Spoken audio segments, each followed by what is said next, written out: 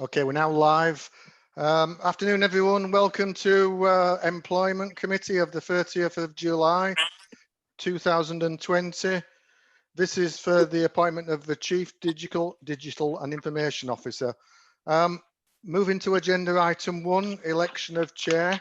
Can I seek nominations for the position of chair? I'll nominate Councillor Lewis. Do we have a seconder for Councillor Lewis? I'll second. Are there any further nominations for chair? Okay, I'll take that as none. So the proposal is Councillor Lewis as chair. I'll assume everybody's in agreement unless I hear any different.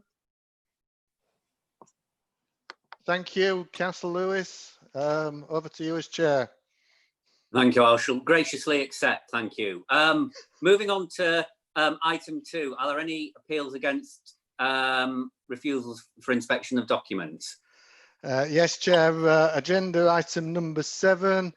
When we get to Appendix 2, that contains all the applicant's confidential information. So at that point, we will move into closed session. Okay, thank you. Are there any, we've covered the exclusion of the public, are there any disclosable pecuniary interests?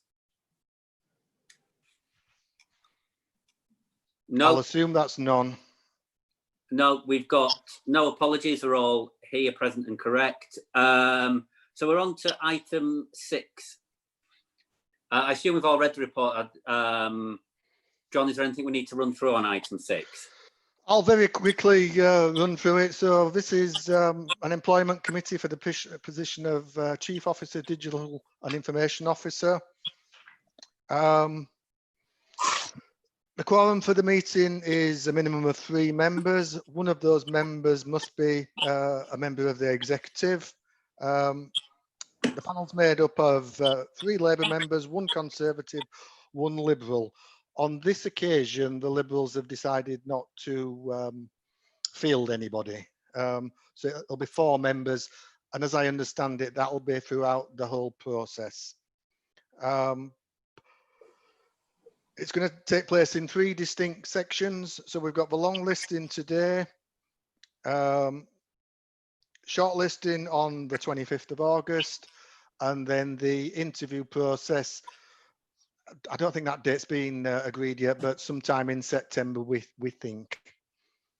If I can draw your attention to paragraph 1.5, once you get to the interview stage, the executive board are notified of the candidates moving through to the shortlisting process, and that gives executive board members a chance to raise any issues about those. I think that's it, Chair. Just the recommendations are the government's arrangements and format relating to the committee. I'm asking you to note them, and the requirements for the confidential information. Is that okay with you? Thank you, John. And I assume everybody's happy with the arrangements. Okay, so we're on to item 7, which is the confidential part where we discuss the individual candidates. So we're closing this meeting and this Zoom call and moving on to the second Zoom call, which those members of the committee have got in our diary. So I shall close this part of the meeting now and see you on the other side. Karen, please make sure webcast is closed down.